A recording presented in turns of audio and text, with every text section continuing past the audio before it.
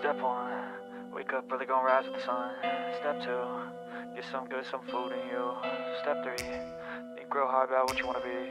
Step 4, everybody just do your thing. Wake up, today's gonna be a good day. Wake up, today's gonna be a good day.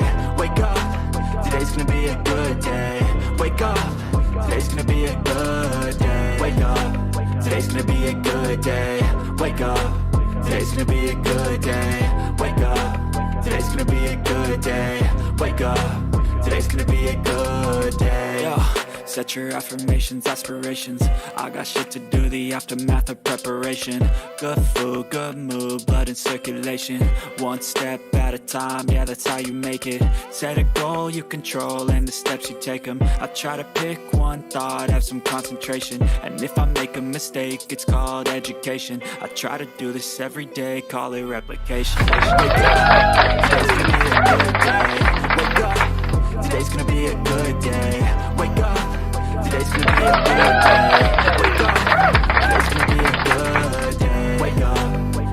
be a good day. Wake up, today's gonna be a good day.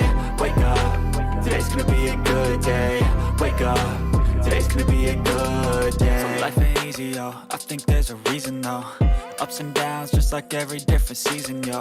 Sometimes I'm high, other times I'm barely breathing, though. I always gotta fight and hide from the demons, yo. Negative thoughts are poison, they rot. Head full of flies, so here come the clouds. They'll never stop unless I can swap all the bad for the good in my head when I'm lost. Yeah, so I'ma fake it till I make it.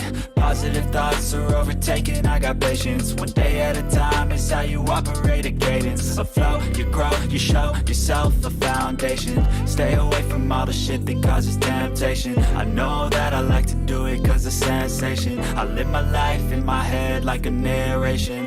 Don't expect greatness, do my best, man, I'll take it. Wake up, today's gonna be a good day.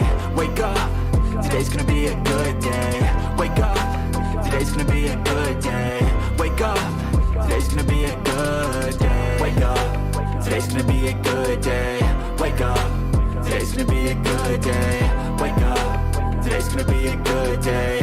Wake up, today's gonna be a good day. Wake up early, gonna rise with the sun. Step 2, get some good, some food in you. Step 3, think real hard about what you wanna be. Step 4, everybody just do your thing.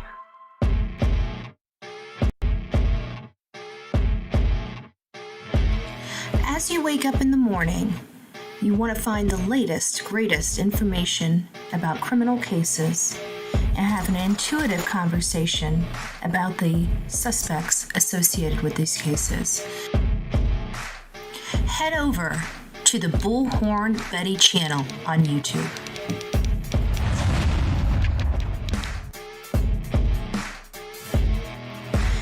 Breaking news right here on the Bullhorn Betty channel. Welcome to the Bullhorn Betty Coffee Club. Enjoy your stay and enjoy your day.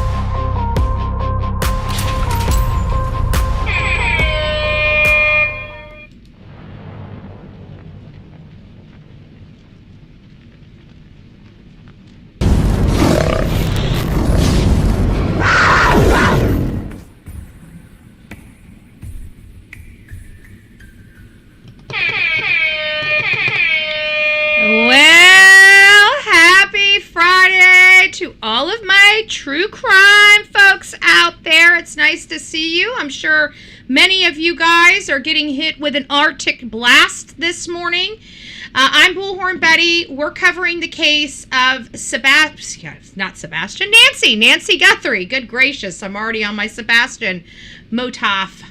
Anyways, it's nice to see you guys.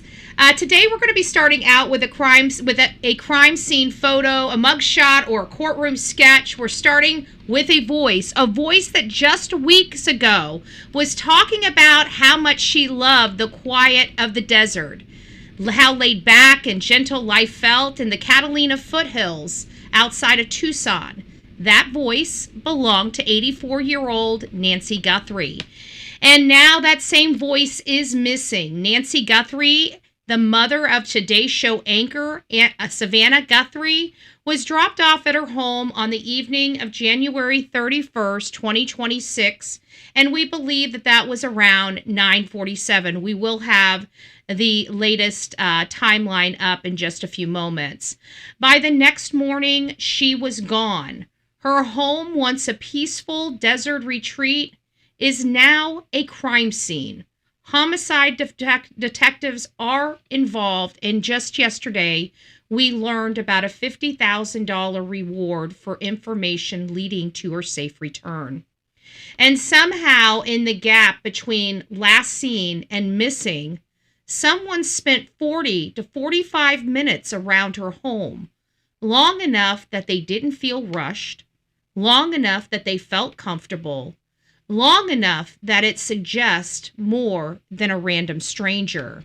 Today, we're going to be walking through that timeline, that 40-minute window, and the uncomfortable questions that follow. Who felt that comfortable in Nancy Guthrie's yard? And in the court of public opinion, who fits the profile of someone who may be responsible, especially when law enforcement has not ruled anyone out? And that includes her son-in-law. Let's start with what we know for the official timeline. Here is the timeline that you guys observed.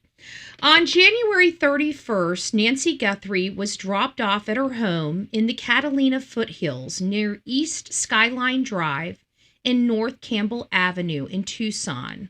She was last seen at her residence, at 9:48 when she was dropped off at her home. She did not leave with anybody. She did not take her car, and there are no packed bags. The next morning, she failed to show up at church. That triggered concern from her family and the church community, and a welfare check was requested. Once the family arrived and notified law enforcement, deputies arrived at her home, and they found what Sheriff Chris Nanos describes as concerning circumstances. Her home was declared a crime scene. Homicide detectives brought in, and the sheriff made it clear Nancy did not leave on her own.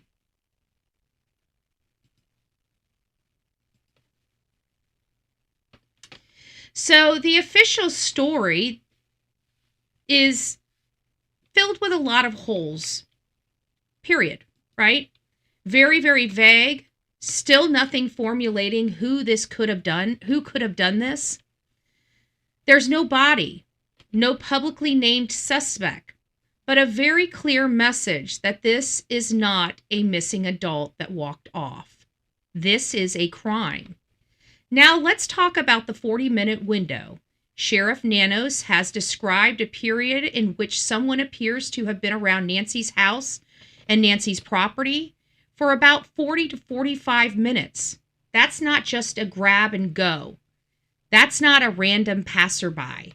That's someone who felt comfortable enough to linger, to wait, to watch, and to act. The Catalina foothills are quiet, with long driveways, desert terrain, and house placed far apart. It's the kind of neighborhood where the stranger's presence would normally be noticed, yet in that window, something happened. Authorities have collected biological evidence from the home and sent it in for DNA testing. They're aggressively seeking surveillance footage from surrounding homes and businesses. And they're treating this not like an abduction or simply a person that walked off, but they are treating this as a homicide. That 40-minute span suggests several possibilities. Someone who knew the house and Nancy's routine, someone who had a reason to be there that would not immediately raise suspicion, or someone who was willing to take a calculated risk in a low-traffic, high-visibility environment. It's this combination of time, terrain, and access that makes the stranger danger theory feel less likely, even though law enforcement has not ruled it out. Now let's talk about the ransom note and the hoax. Reports have emerged that someone is claiming to have Nancy sent a ransom demand, prompting the family and investigators to treat any communication with extreme caution. The FBI has arrested a man in Los Angeles who allegedly sent a text message to the family asking about Bitcoin, but authorities have said they do not believe he's connected to the original ransom notes or to Nancy's disappearance. At this time, media reports have surfaced that Tammaso, I can't pronounce his name right, Tommaso, I think that's how, Tommaso Cioni, Savannah Guthrie's brother-in-law and Nancy's son-in-law, has been raised as a possible suspect in some circles. Sheriff Nanos has publicly stated that no one is ruled out, including family members, but has also stressed that there is no official suspect and that all leads are being investigated. Here's where the line between justice and public speculation kind of becomes a little thorny. We believe that everyone is innocent until proven guilty, but in a court of public opinion, the son-in-law fits a profile: access to the home and Nancy's routines, familiarity with the 40-minute window, an opportunity during that time. That doesn't equal guilt, but it does equal suspicion. And so we understand that. And despite the challenges, authorities are working hard to find Nancy. The FBI has offered a whopping $50,000 reward for information leading to her safe return. They're aggressively seeking surveillance footage from the Catalina Foothill area around January 31st into February 1st. And they ask the public to avoid spreading unverified accusations and instead send real tips to the Pima County Sheriff's Office or the FBI. Nancy Guthrie is somebody's mother, grandmother, and friend. She's not just a headline. She is a true person.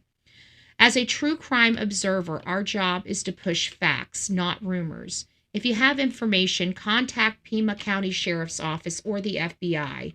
If you have camera footage from the Catalina Foothill area, January 1st through the February 1st, share it. Today, we're not solving this case from a microphone. We're keeping Nancy's name loud. We're keeping the facts straight and pointing every single tip to the people who can actually help bring her home. Nancy Guthrie's disappearance is a test of how we, as the public, handle suspicion, grief, and the line between truth and rumor. Let's keep her name loud. Let's keep the speculation in check. And let's keep the pressure on for answers. So thank you guys for allowing me to provide you guys my intro. And now we're going to kind of dive into a tidbit of information that I think is very much relevant in this case. First and foremost is we're learning that it sounds like the FBI is in full mode here. It sounds like they're the ones that are in control. Thank you, Summy. Oh, it's nice to hear from you. I know it is a horrible case.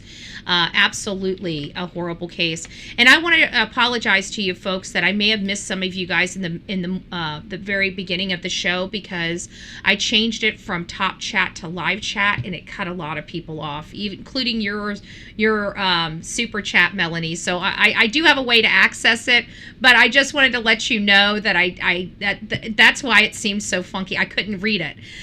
So here it is. So I'm going to read it from the screen. TGIF, everyone. I hope everyone has had a good day. Prayers to the Guthrie family. Much love to BHB. And don't forget to hit that like button for BHB. I appreciate that. And of course, our other prayer warrior, Let Them 66, TGIF. Prayers to all that need them. Sending loves and hugs to BHB, mods, and chat. Praying that Nancy is alive and well. We gotta have faith and hope. Amen for that. Amen for that. I know it's hard because, I come in here and I have to speak factually, but of course we want hope. But I also don't want to provide false hope in many circumstances, because I know my personal audience gets very emotionally involved in a lot of the cases that we cover. And so that, I always try to be straight up with you guys about what I'm feeling, what I'm seeing, what I'm hearing, what does it mean. Some of the stuff is my assessment. I try to tell you guys it's my opinion. That means it could be very well wrong. Don't hold Betty's feet to the fire, folks. Don't hold Betty's feet to the fire. We have almost 300 people in the chat right now. We got about 65 likes. All you have to do is go out and you'll see a little button to like this live. Go ahead and hit that like and come on back in. Let us know what your number is, where you're from, like maybe what state, and what your temperature is. So I'll start off. I can't like my own video, but that's okay. Here in Manatee County, it's 48 degrees. We're going to have a high of 60. We had a front move in. I wanted to let you know, if you guys have noticed, my hair is so much nicer in the house lately. It's because I got a dehumidifier. I didn't realize how much water I had in my air circulating around my house. My machine ran 24 hours and had me a gallon of water out of my air. Okay? I am shocked. Just shocked. But that's not what you guys are here for. We're here for Nancy. So, long story short, it seems like, according to at least Brian Enton, the FBI is now in control. We also heard about a ransom letter. We've known about a ransom letter for a little while, and we also heard about somebody being arrested. I kind of expressed that. Rapper, be nice if you're coming in here and subscribing. You're allowed in. But your requirement is to be nice and not rude. We will block you. I'm just letting you know. I just saw you subscribe. So long story short is, an 84-year-old grandmother is stolen out of her peaceful desert home. The FBI is in, and a $50,000 reward is now on the table, and someone has already tried to cash in on the family's pain with a fake ransom demand. And we heard it was a text message of sorts. The person was from Los Angeles. They're now behind bars for trying to capitalize, off of this.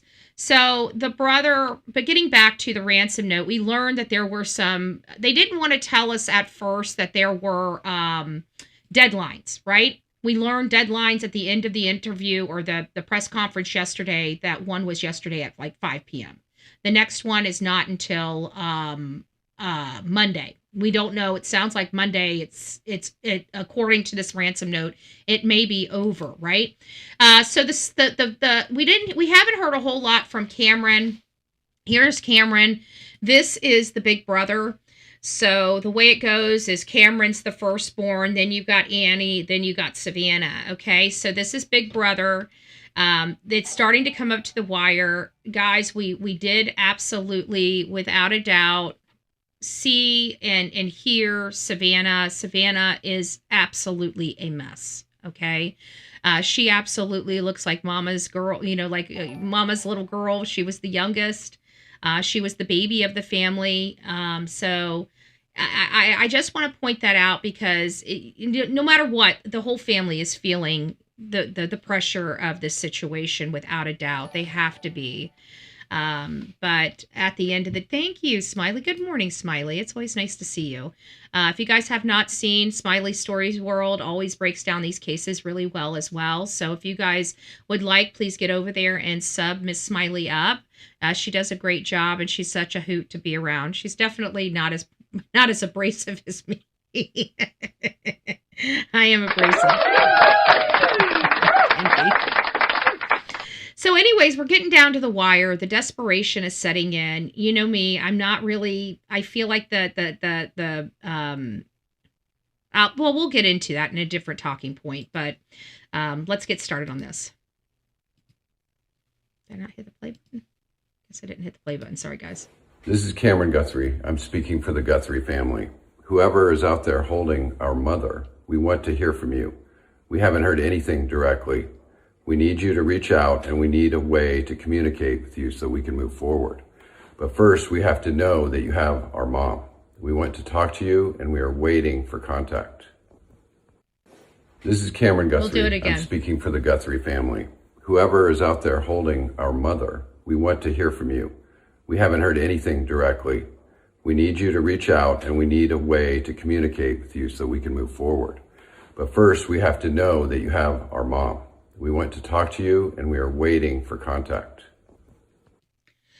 So this is the best lead it seems that they may have. Now, they could be holding a lot to the chest. I can't imagine that the son-in-law is out of the realm of possibilities at this point. But there's a lot of people that are in the realm of possibilities. Even this unknown ransom person. They're domestic laborers around the house, such as the gardener, the landscape guy, the pool guy, the housekeeper, you know, the person that comes over and cares for an aging elderly lady, you know, all those people, the doctors, the nurse practitioners, the CNAs, the LPNs, the phlebotomist, okay? Anybody that's been in and around this woman is a suspect, okay? We know everybody, we're very familiar with police procedures, and at the end of the day, we've always learned, and I've always taught my audience, nobody is really cleared. When you're truly on a list, a short list, a long list, or any list when it comes to a homicide or violent crime, you're never, ever off the list until somebody is convicted of the crime. You know what they do to you? They take your name from way up here at the top of the list and they put you way down here at the bottom of the list, okay?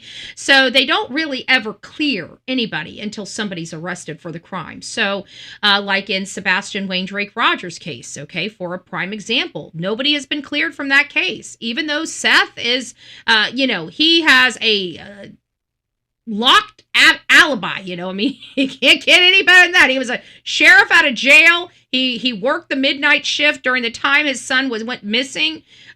He was on camera inside of a jail, okay, making his rounds and watching his inmates. So even with an airtight alibi, he is still considered a person of interest. He's just low on the list of, you know, most likely not involved, right? But he's still on the list. Okay, he's just way down here at the bottom. That's it. So I always like to tell you guys that because we've been talking about the brother-in-law rather, son-in-law rather, he meets the profile. He meets the profile of somebody that's, you know, knows the victim, has been in contact with the victim, one of the last people to be in contact with this very person prior to her disappearance.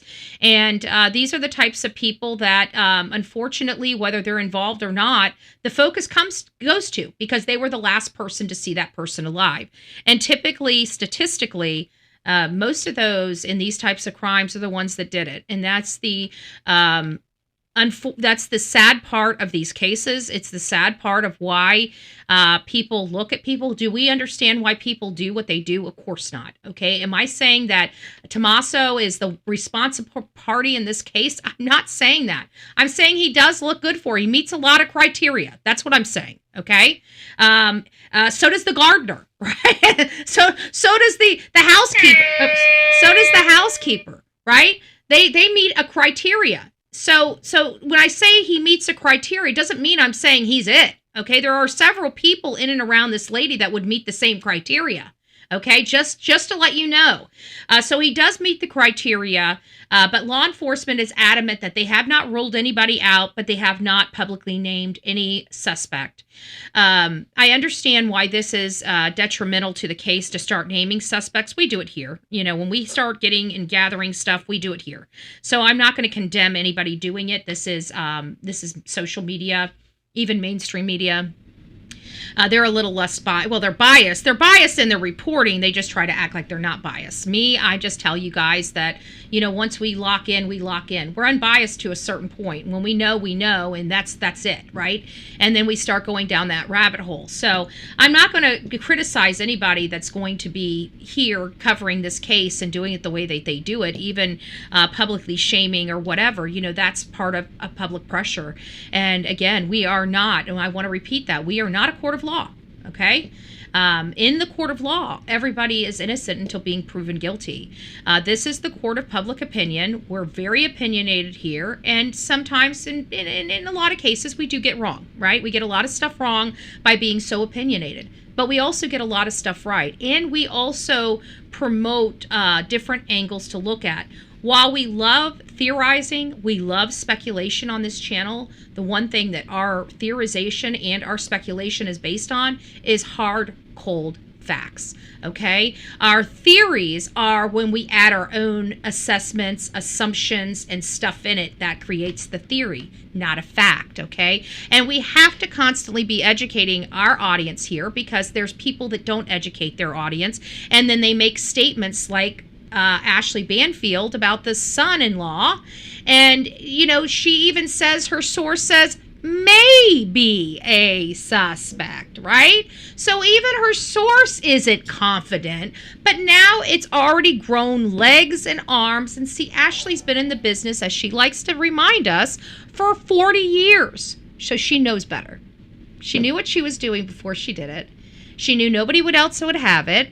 She's just recently got her new show that's unaffiliated with News Nation, and she herself have to keep the lights on and the sponsors happy, right?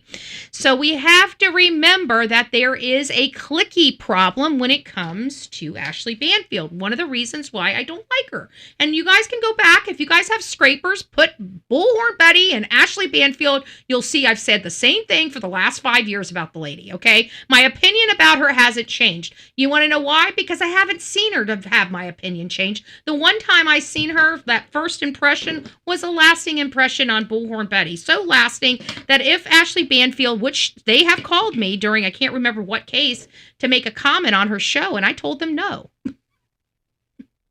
I will not be going on Ashley Banfield's show, okay? I'm also very, very picky on where my face shows up, okay? I'm not one of these people that need to go and be, you know, have my 15 minutes of fame. I turn down people if I don't like them. And that's a true story. And I did. I said, no, I'm not going on there. I'm happy because the only reason why I like News Nation, in all fairness, is because of Brian Enton. Can't stand Ashley Banfield. Don't like Chris Como. So, you know, the only reason why they even get my attention is because of Brian Enton.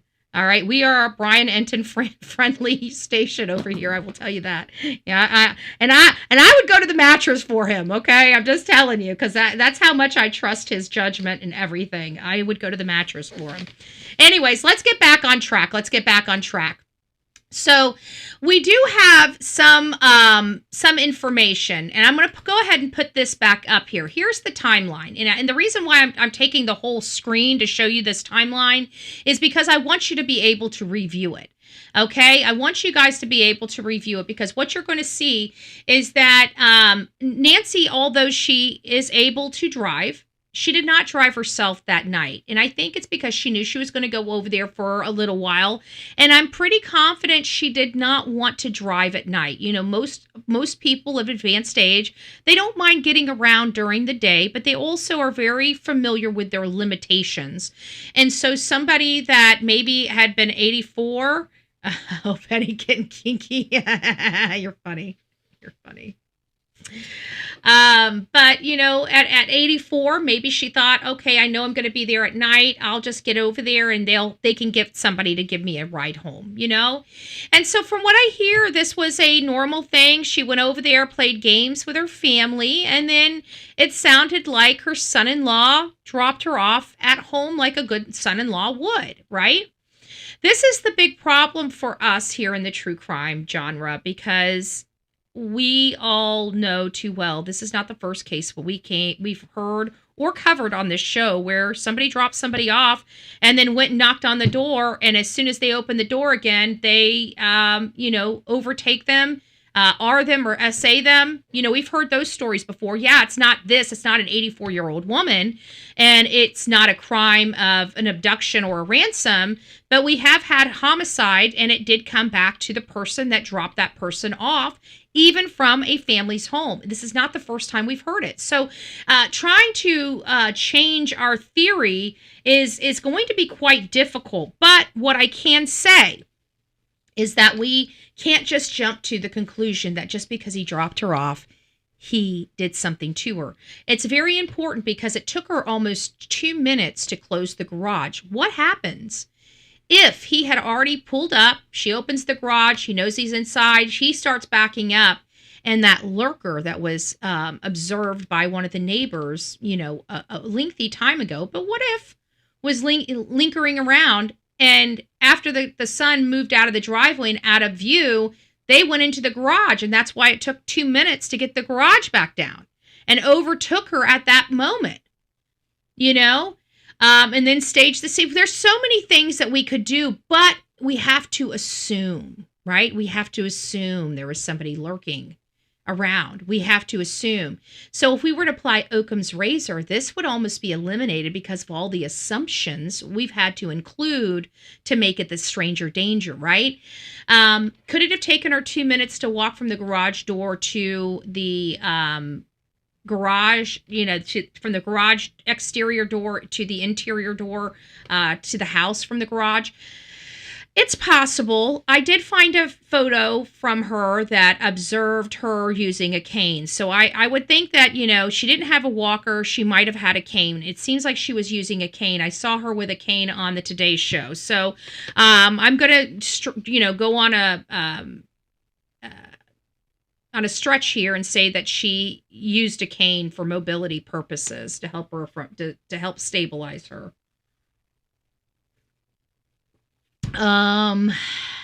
Let's see here. What else did we have? Oh yeah, the February 1st. That's another problem. This is where the 40 to 45 minutes comes into play.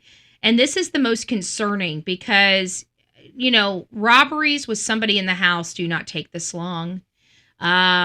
This really does show a behavior of the suspect and subject. Okay, it shows a very, very interesting behavior of the subject or suspect in this matter. Okay, that really shows somebody comfortable enough to be around there. Who's going to hang around for 40 minutes?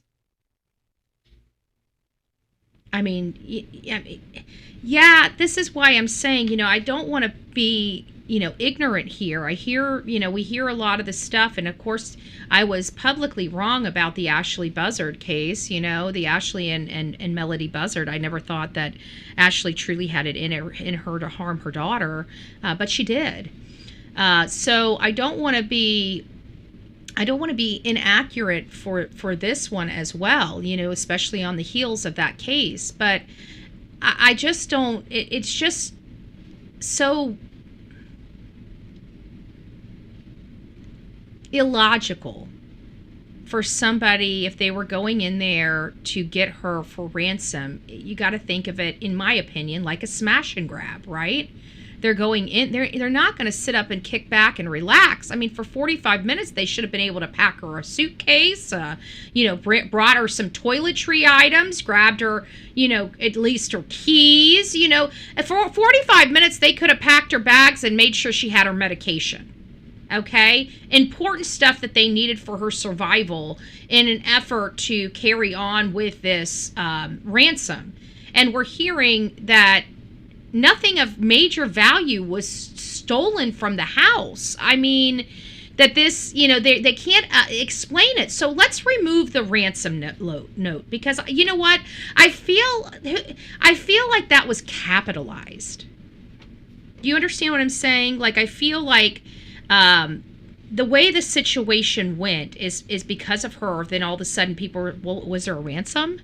No, there hasn't been a ransom. There hasn't been a ransom. Maybe the person that hurt her, that was truly the person, said, this might be a way for me to take the focus off myself. Plan B somebody, even an infamous person, or a phantom person, rather, not infamous, a phantom person, right? This unknown, abductor.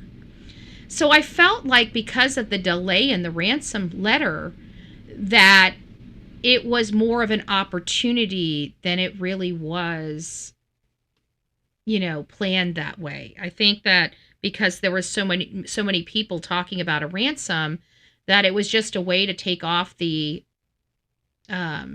stink away from the person.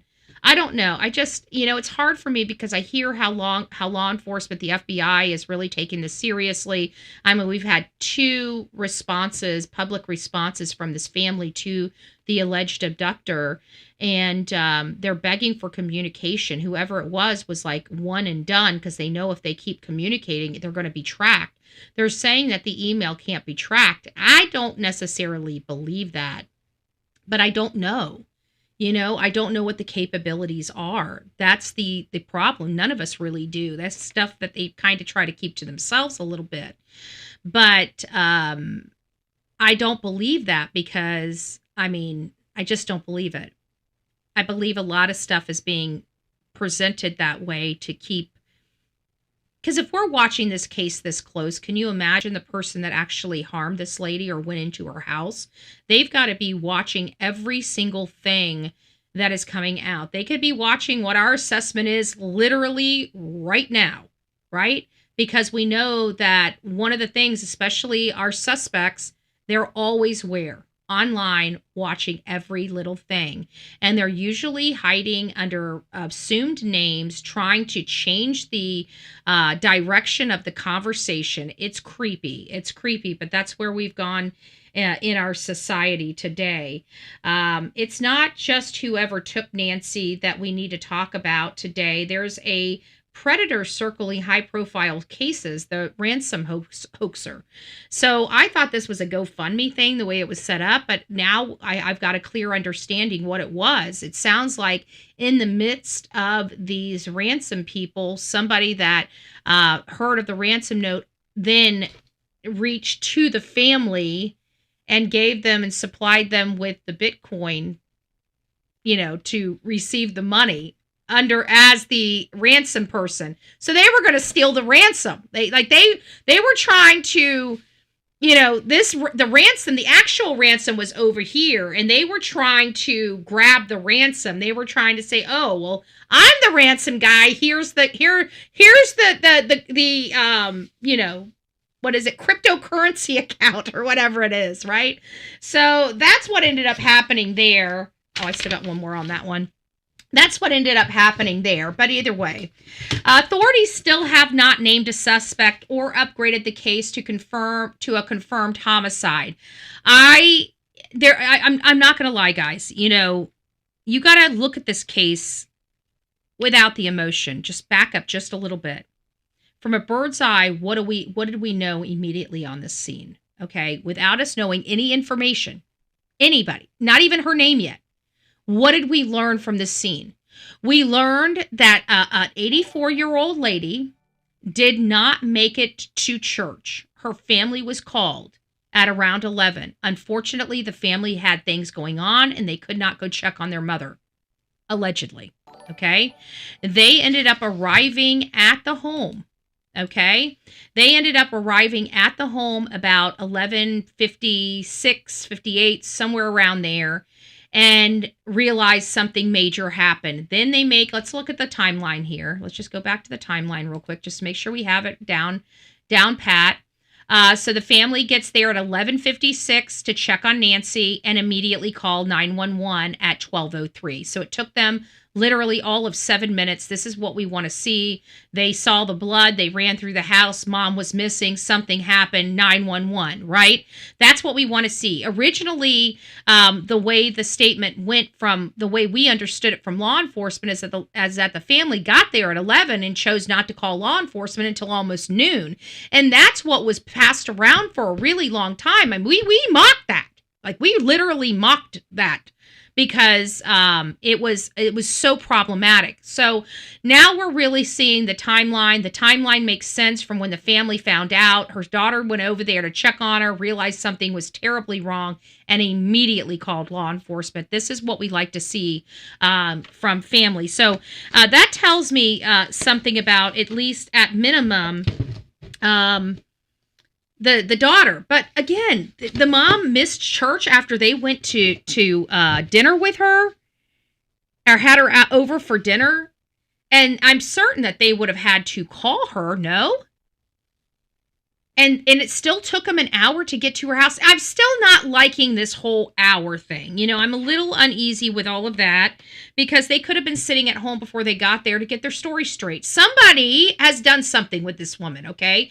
And as you know, here on the Bullhorn Betty channel, we are not cliquey over here, okay? So when we hear that a lady is missing, we automatically think the same type of people, the same type of scenario that everybody else thinks, right? Who was the last person that saw this woman? Who was the last to have contact with this woman? You know, those are always going to be the questions that we have. And what happened to this woman after she was out of contact with him?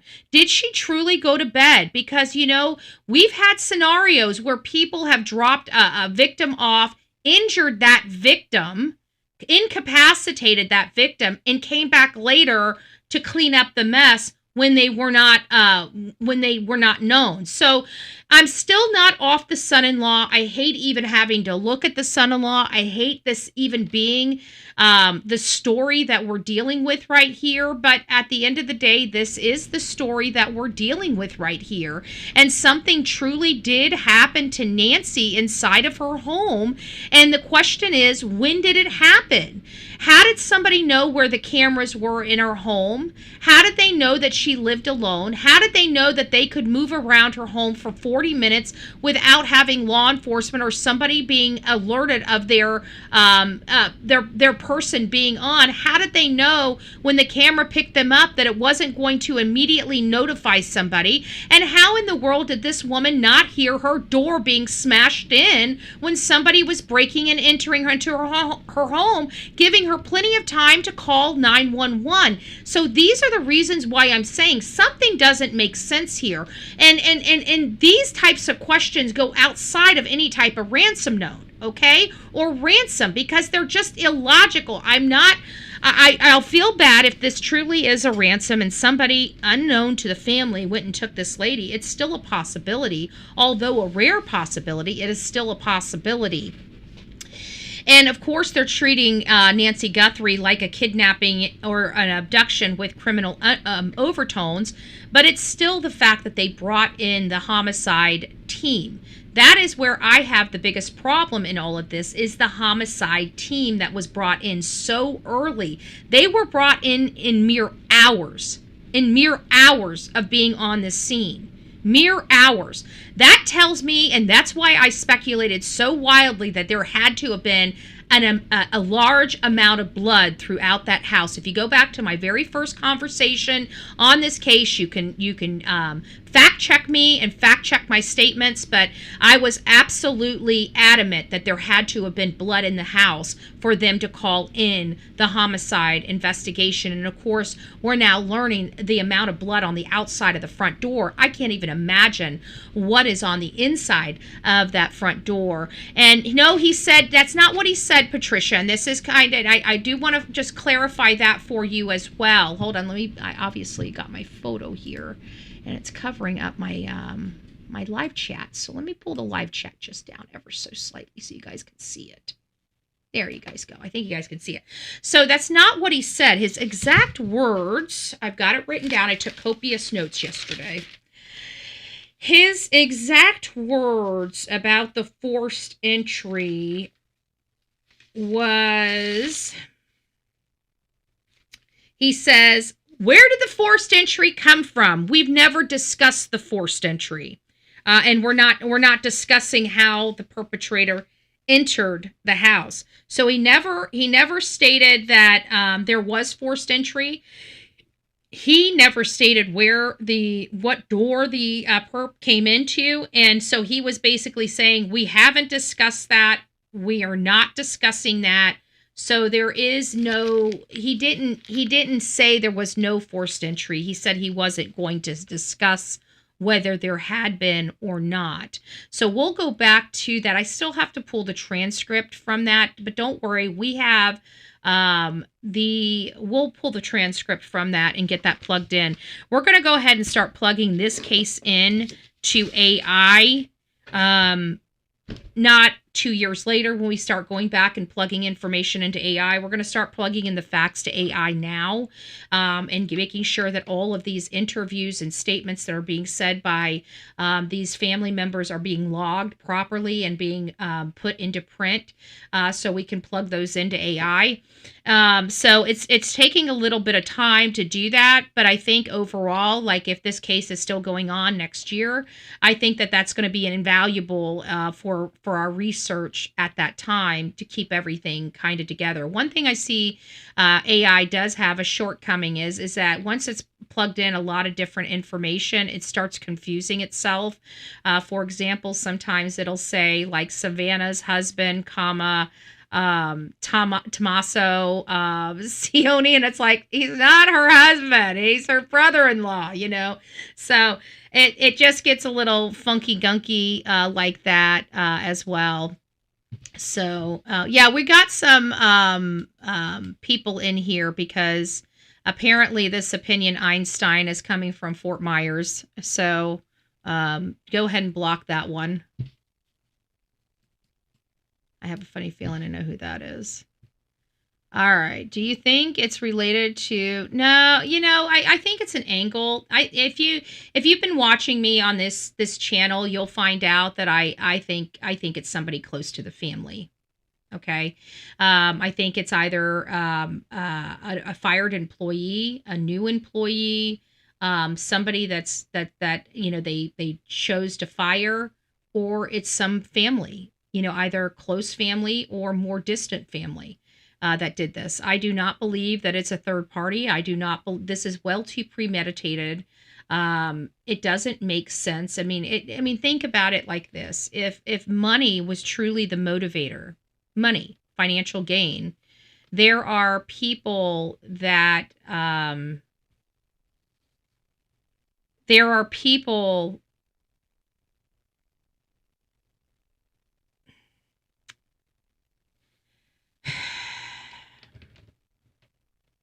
I feel like it's going to be a family member for a variety of reasons. Like if it was, let's talk about Tammaso, okay?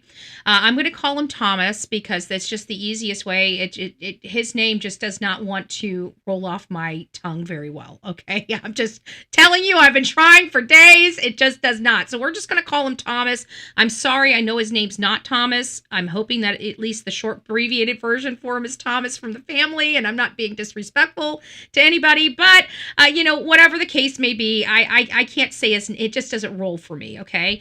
So Thomas, he married into the family the year he got here. Okay. Many people looking back believe he was here for the green card, but let's face it, he got here in 2006.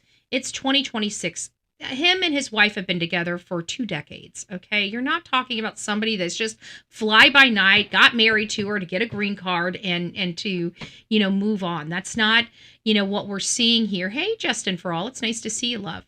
That's not what we're seeing here. I think what we're seeing here is that, they had a relationship, they got married, they seem to be, they seem to really dote upon one another, and they had a child. Now, if Thomas truly is the one that did this, what would the motivator be? Number one motivator is always money, right? It's always money, and people keep saying that this family can't afford six. You don't know that. You don't know. This woman sold a book years ago. We don't know how much money she made off that. I can tell you that she's lived in hundreds of thousands of dollars a home. The home that she sold to get this one, I think she sold for like $400,000 or $500,000. It's not like, she got in she just went from living into a $1,000 a month apartment into a $650,000 home. Okay. That's not what we're seeing here. She's had these step homes for many years where she bought this home, and then every so many years she sold that house and moved up to a nicer home.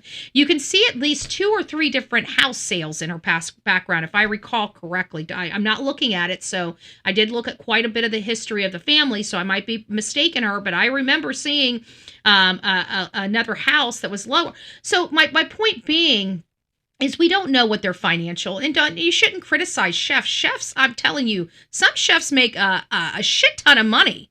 Okay, I don't know if you know it, but I used to work with a gal that had just gotten out of paralegal school. Her husband was a chef. She was driving around in a Lexus being a legal assistant.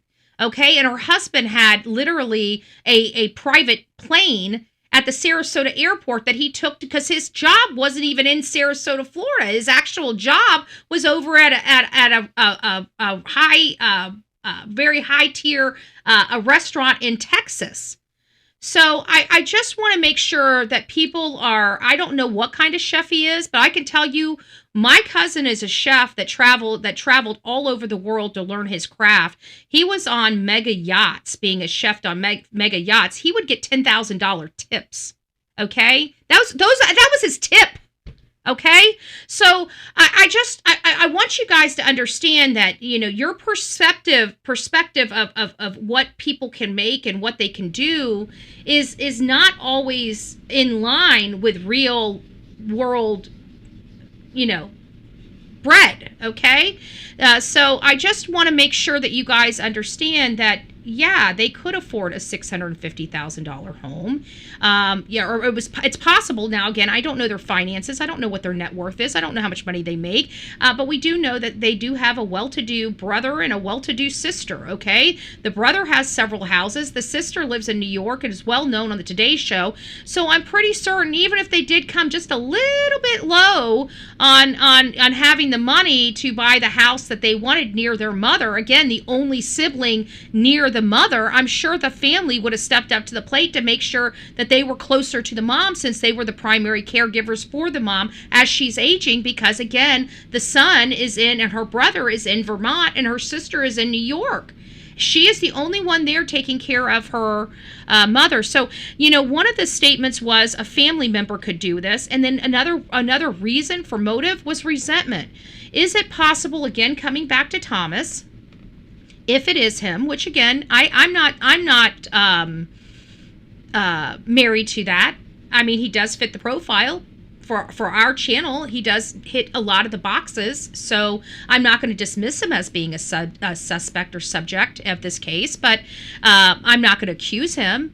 We will discuss if he is, what would some of the motivation be? Well, the other motivation may be resentment, right?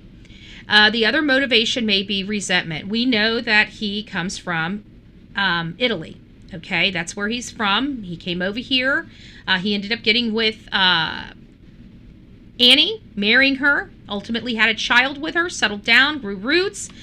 He likes music, poetry. They're kind of like free-spirited people, hippie type of people, if I had to kind of describe, which you don't get a lot of violence with hippie type of people. So again, there are some things that are preventing me from believing that Thomas could rise to this criminal mastermind that's this violent guy that would hurt his mother-in-law. But again, people are thinking it as a possibility. So let's talk about some of the things that would make him be a strong suspect. One, he was the last person that did see her. He did drive her home. Did he walk her inside the home? That would be questionable. Only law enforcement may know that answer, but we definitely do not. Another reason would be maybe money, right?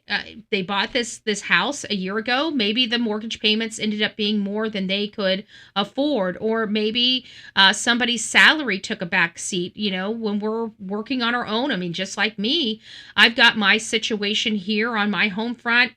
In a situation where if I made $1,000 a month, I could survive. My house is not going under, right?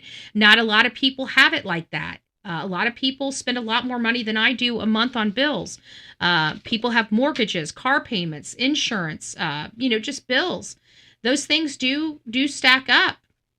So were they getting a little bit short? If I'm not mistaken, it sounds like Annie is self-employed. Did she run into some financial strains, and maybe the house a year ago took all their money and they just don't have the nest egg built back up to withstand the storm, and it's just getting really, really bad? Maybe it's the fact that they've been together 20 years and their marriage is not doing well, and they have no what's that agreement? Marital agreement, prenup. They don't have a prenup, and he's looking for a payday before he divorces her.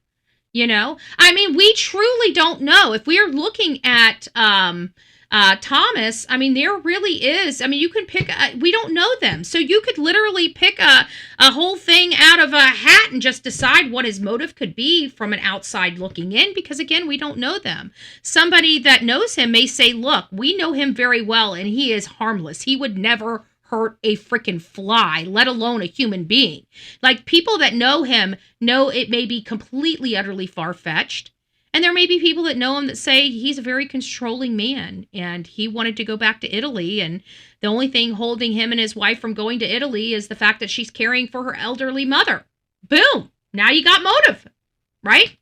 So there's a lot to be had with Thomas, but we have to look past Thomas. Thomas is somebody that, in my opinion, is he could be a guy, right? He could be the guy. He's the last person that saw this woman. That alone makes him highly suspicious, and why they have to clear them and him. Now, the whole thing with the vehicle being impounded, what say you guys about this, okay? Guys, we have 727 people in chat. If you guys wouldn't mind giving me a thumbs up as we're talking about this. Clearly, we have some talking points that you guys are enjoying and sticking around for. So just hitting that thumbs up really lets me know I'm doing a good job, and I'm hitting all the stuff that you guys like me to hear, or like me researching about this case. So I do appreciate it. But there, as though there is a lot of stuff that points directly to Thomas, there's also a lot of things that don't point to Thomas.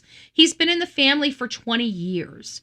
Wouldn't you think that if in 20 years he would have, a domestic violence charge, a nasty, just some problems? We're not hearing any of that. As a matter of fact, we're hearing from his wife saying he's been her biggest inspiration throughout her life. He's a teacher, so he likes crafting the minds of the future. I mean, there are a lot of attributes to this man that make him not so suspicious, right? But the 20 years in the family really is something to say, because you would think that if he was just marrying her for the green card and really, he's in this rich family and he wants a quick payday, you would have think he would have done this years ago, So if he did do it, there are reasons why it looks like he would do it. But there's also a lot of reasons why he wouldn't, and this might be somebody else that might be close to her, such as a hairdresser, a gardener, or even somebody with him. What if, for example, she's got a house cleaner, right? And they go back to their friends and they say, "Oh my gosh, you'll never believe I'm cleaning the house for Nancy Guthrie." And they're like, "Who the hell's Nancy Guthrie?" Well, don't you know that Today Show host, that really wealthy Today Show host, Savannah Guthrie, it's her mom. And then, maybe some of the bad guy, "Oh, that's great. So what's the house look like?" And maybe they're not, the person that's in the house is not realizing that they're telling the would-be burglars or abductors all the information they need. And so this person hasn't actually been in the house, but they know the person that has. There are some situations that those can rise up to. But again, it's for me, it's the ransom letter, the timing of when it came in. It came in after people were asking whether there's a ransom letter, which seems to me it was just an opportunity to throw the case. And somebody took the opportunity to help throw the case. I'm not as optimistic as a lot of the people in my chat, which I'm very thankful that you guys are more optimistic than me. But I'm not optimistic at all, because I do believe her being gone from that house is stating how close the person is. I felt that, like, if this was a stranger danger situation, if this was a robbery gone bad, if this was something like that, they would have dropped her right there and left her right there.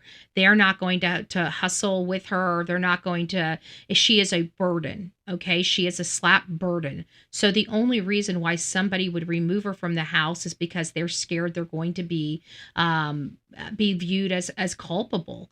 And so who would have that motivation that they would be worried about being culpable? Well, somebody that is known to the family, right? Somebody that's intimately known to her. And that's just not some random person, in my opinion. So that brings me back to somebody that knows her family, knows her routines, knows her house, knows who she is, knows everything. And who would know that? Well, it'd be somebody close to her, either family, friends, or workers. That's it. It's not going to be some random third party, in my opinion, but we're going to continue to look at this ransom note because, again, it's where law enforcement believes everything is at. Now, this is a new interview that I found from Chris Nanos, so I wanted to make sure I played this segment for you as well. Here we go. Brother of Savannah Guthrie, the son of Nancy Guthrie. Watch. This is Camron Guthrie. I'm speaking for the Guthrie family. Whoever is out there holding our mother, we want to hear from you. We haven't heard anything directly. We need you to reach out, and we need a way to communicate with you so we can move forward. But first, we have to know that you have our mom. We want to talk to you, and we are waiting for contact. Sheriff, this is something Camron is saying that Savannah said last night. You know, we need to know you have our mother, and we need to know she's alive. And Savannah took great care to note that in today's AI world, it can be difficult to ascertain that. Nancy Guthrie was on the Today Show many times. We know that there is technology. You could get her voice from those appearances on television and make a completely fake audio tape of Nancy talking. I understand that, and that's why, again, we refer this to the FBI. They have a team trained in handling and dealing with these matters. They are working with the Guthries as a consult, but like Special Agent Yankee said, any decision made on this will be from the family. We'll support whatever decision that is.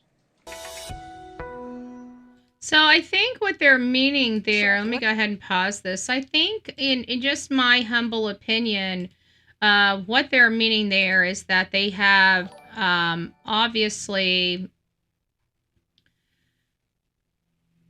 they know of the ransom letter. They probably told them that maybe it's it's far-fetched, but if they wanted to do something, they will help facilitate it. And they probably, as a family, came together just like any other family and probably stated the same thing. We know maybe it's far-fetched, but we have to turn over every rock because what if? What if this person truly has my mom? You got to think of it like this, especially even if law enforcement is implying behind the scenes that they're looking at the brother-in-law. Again, you're talking to a family that's welcomed this man into their family for 20 years.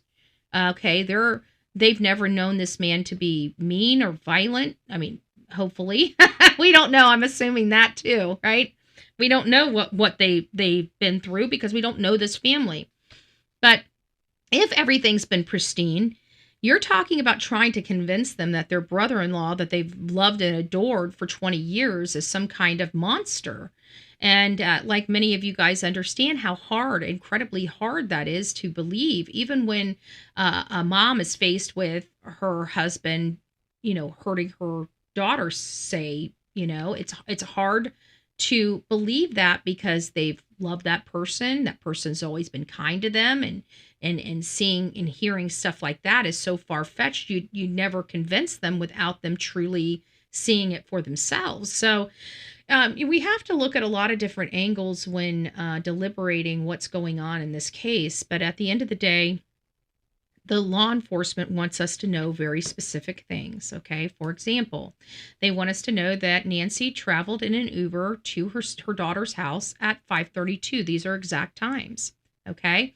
They also want us to know, now there's other times in here that they did not disclose to us, I guarantee that.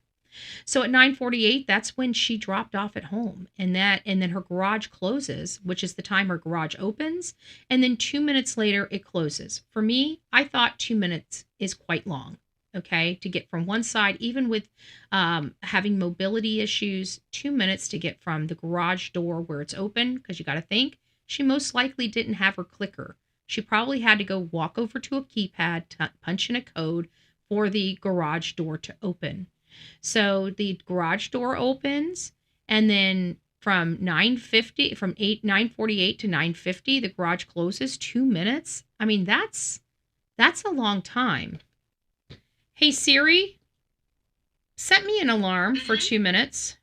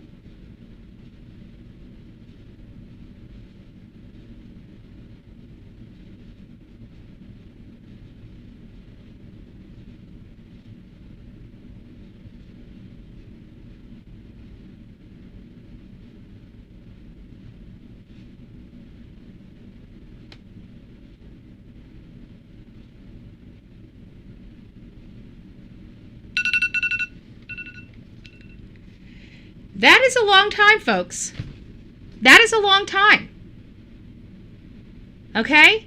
I don't think you guys understand the length of time 2 minutes is until you're forced to deal with 2 minutes of time. That's a lot of time to move from the garage, from the front garage door, the big garage door that goes up, from going from there, walking through your garage. Now, this is important because we got photo of the garage. The garage is normal. The garage is a normal garage, right? Let's get this up just a little bit. Is that up? Okay. So we got a normal garage. Let's look. On the drone. Let me see again. So we can't see from there. We can, let's get the address in here. How on earth? Give me a second here.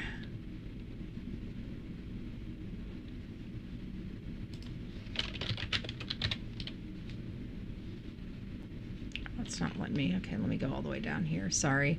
Here it is.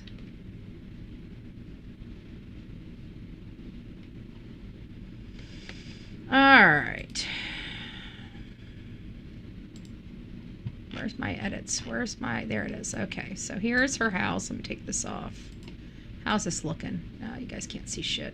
There you go. Now you guys can see. Okay, so there's her home. Let's go ahead and get ourselves down in here. Let's get ourselves right there. Let's go take a peek on where we're at.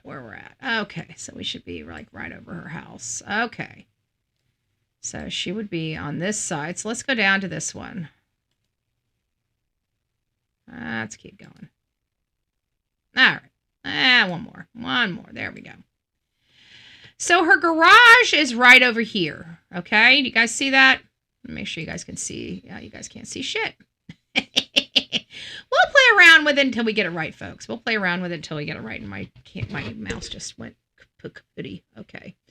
So let me move this down just a little bit. Okay, there we are. So her garage is right over here. Okay, so let me get back to my photo. And of course, my...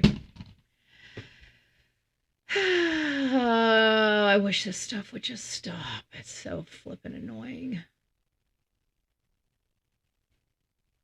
Hold on, I gotta fix my mouse because it keeps dropping Bluetooth. I don't know why. I hate all the fun stuff with a live show and no producer. It's always fun. I can't function without my mouse, so you guys are going to have to wait. Do we have anything working here today? Can we work, please? Thank you. Okay, I'm turning the mother flipper off. It's starting to drive me that nutty.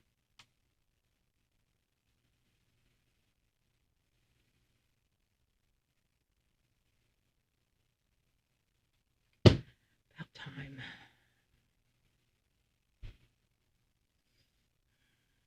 Okay, we got a freaking mouse again. I don't know why it does that. Okay, so right here is the garage. So it seems like he would come up this way, turn around, see this little circle right here, and go back out. So he would have went up here, got here, most likely left her out right here. She went over to the garage, punched in her key thing, and went on in. See, he could have just, after dropping her off and seeing the garage go up, he could have probably just went ahead and started driving off like this, and somebody's coming from around the house to attack her. We don't know. But as you can see, it's kind of obscured here. You can't even see her from the road that she's going into the garage. Everywhere you look, there's foliage there preventing you from being able to see what is going on or, to make sure she's okay. So this is where the garage is. There's the garage. Now from the garage, we're seeing right here. There is the front. This is this right here. Let me just show you. That's this right here. Right past that cactus, okay, is where they are. Right past that cactus. This big, tall cactus right here. On the other side of that is the garage. And that's where we are here, okay? So now that you see where we are here, that wasn't that long of a walk. And if you look inside this garage, this looks normal. And you can tell that it's not a lengthy garage. Look at her SUV. Go out, and this is a smaller SUV. This is not a full-size SUV. This is a mid-size SUV right here. So you got a mid-size, and you still got another, 2 feet? 2 feet after it. So that should tell you right there, you got, a 10 or 14-foot garage. And you might be saying, Betty, you're going really, really crazy with this. No, I'm not. I'm trying to prove to you that it would never take anybody, even somebody that has mobility issues, 2 minutes to get from this garage door all the way back there to this door to hit the clicker to start closing the garage door. It should not take 2 minutes to walk this, even with the person being having problems walking. Now, did he walk her up? Did he park the car and say, hey, Mom, I'll help you in. Come on, let me help you in. And did he go ahead and punch the code in? Did he walk into the garage with her? Did he make sure she was inside? And maybe he hit the clicker on the way, ran through here and tried to duck under the garage door before it closed finally? You see what I'm saying? There's a lot to be had right here.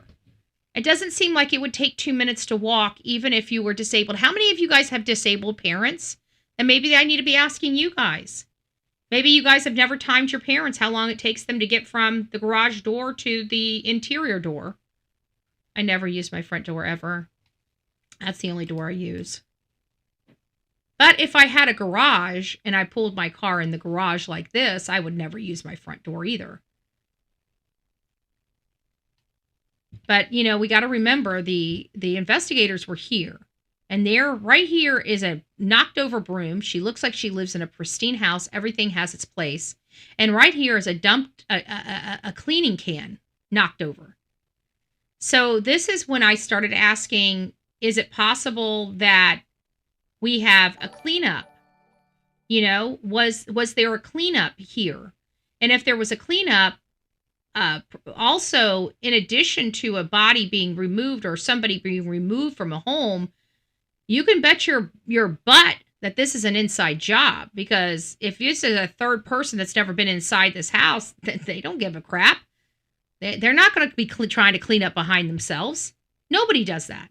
Somebody being in the house 40 minutes surely feels like somebody tried to clean up. Somebody attacked somebody, somebody hurt somebody, and somebody went back there to clean up. 40 minutes is cleanup. That's why I keep wondering if she was attacked before this point. And the only person that would have had the motive, means, and opportunity to attack her prior to 2 a.m. would be the son-in-law. But again, we don't know. That's, again, we have to assume that she was attacked before 2 a.m. And there's nothing that would produce, that we can find that would have evidence to support that. So here we are. So she was taken against her will. We've already seen at the front door that there appears to be some blood. We still haven't explained that blood yet. We still have the closest we came is somebody in our chat yesterday said they believe that she was forced out the door to rip the Nest camera off. So the subject's face would not be seen. It would only be hers. And I thought that could potentially make sense. But I think the most important message right now from law enforcement, if you are in this area, is to check your property and, more importantly, check your cameras. If you are in this area, there's no point in even looking at your cameras. If you live in this area within a mile of this lady, I would just turn the camera. If you have camera footage, I would just turn it over to law enforcement. Let them do. They've got high-tech AI programs that can sift through it to find out if anything's important or not. But I think that at this point they should have, before the data is overwritten, I would just download it and send it off. It couldn't hurt. That's just my opinion. If you live in this area, it just couldn't hurt. So this imposter ransom demand, again, I'm not really on board with the whole demand, the ransom demand anyways. I feel like it was an opportunity for the subject to shake some of the suspicion off the person. And so they may have themselves authored these fake ransom notes. It might be why they felt authentic, like they could be from the guy. Maybe they truly are from the guy, but maybe they're from the guy that would, you know what I'm saying? Like from the guy that would have done this to her, and maybe they're just trying to throw it off. So in case, for example, if Tommaso was the one that did the crime, maybe he's the one that authored the emails for the ransom to throw the scent off of him, is what I'm saying. So I'm not saying it's him, but I'm just giving that as an example because there's his name's coming up a lot in this case, and it's very concerning for me because when a person's name keeps rising to the top, there's a person's name rising to the top, and we can't dismiss that. Okay, so I'm not really sure how I feel about the hoax, and I know we need to stay focused on it, but it's hard for me because I just don't believe it, and I don't want to take my audience down that rabbit hole until we know a little bit more about this situation, because honestly, I don't believe it. And if I don't believe it, it's hard for me to explain to my audience to believe it or things about it. I'm not a news broadcaster. I can't lie to my audience and do it impeccably. Okay, we leave that to mainstream media, no offense, but in all fairness, it's the truth. We kind of do media the way we want media done for us, and at the end of the day, truth is always the best policy. And the ransom scenario is so low historically and statistically, it just doesn't make sense. But Robin just emailed me something. Hold on. Yeah, guys, and if you guys do have breaking news or any tidbit of information, we need to get into our You've Got Mail too. Thank you. We've got a lot of stuff to go over.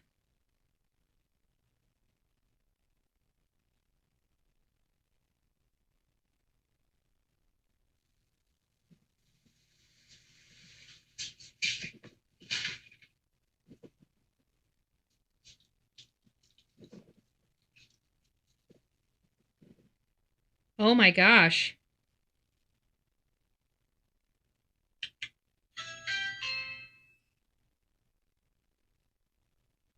What is this? Okay, so this is, let me read the description here. Pima County Sheriff's Office is investigating a burglary that happened a couple weeks ago in the Catalina foothills. It happened during the day. The one thing I can say is it happened during the day, and it was three men and a woman that shows her face at the front door. It looks like while they're trying to get their attention at the front door, the people are trying to break into the back door.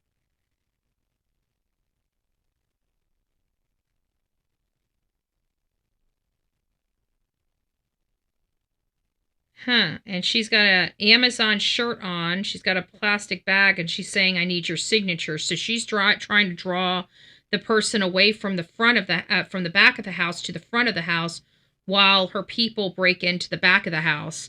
So very, very interesting. Let me let me send this to myself real quick. Actually, this was on my Gmail. Hold on a second. Let me pull this up, guys, and I'll show you guys. It's very interesting.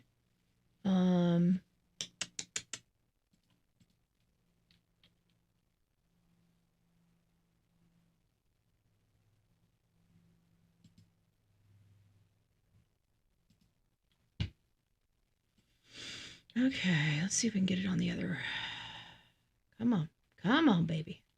You got it. Okay.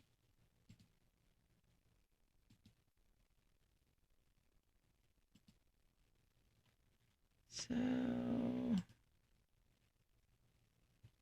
give it a second. Everything's just running slow because I'm running I'm running OBS. There it is. This is the house.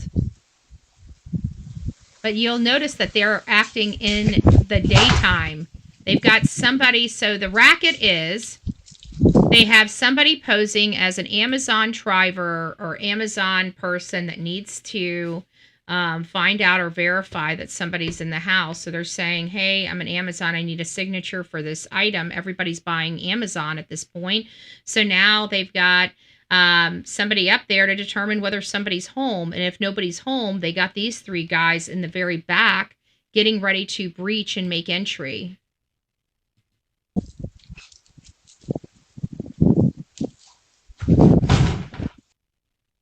See, there's the girl. I can tell you, I don't see Amazon drivers in Daisy Dukes very often. Okay, I'm here. Oh, very good. Glad to hear that, hon. Glad to hear that. Nothing worse than teeth problems. Hate them.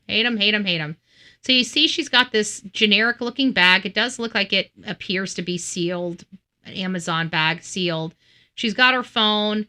And again, I've seen a lot, and not that Amazon drivers are the best dressed to impress, but the Daisy Dukes, I've never seen one show up in Daisy Dukes cut off jean shorts before, but I could be wrong.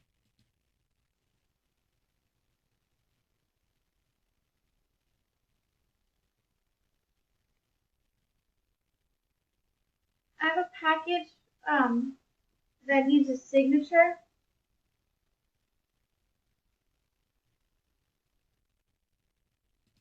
So there you guys go. That is the breach that happened It sounds like, let me go back to here and I'll tell you.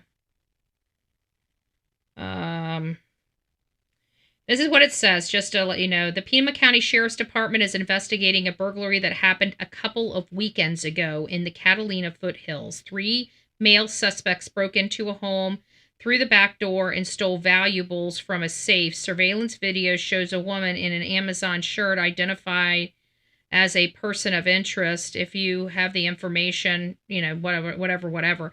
But the one thing that they were doing, and what we do typically have, is these burglaries happening during daylight. Okay.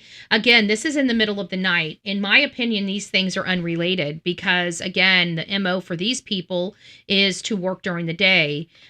This person, and if you notice, they stole valuables. They didn't steal a human being. They didn't steal the family dog and say, hey, we want, $15 million in Bitcoin, So yes, this is very scary. I agree with that. This is absolutely very scary to see something like that happen. For those that are just coming in, stay here. I'll let you guys watch it. This right here happened or was observed a few weekends prior to the disappearance of this 84-year-old grandmother.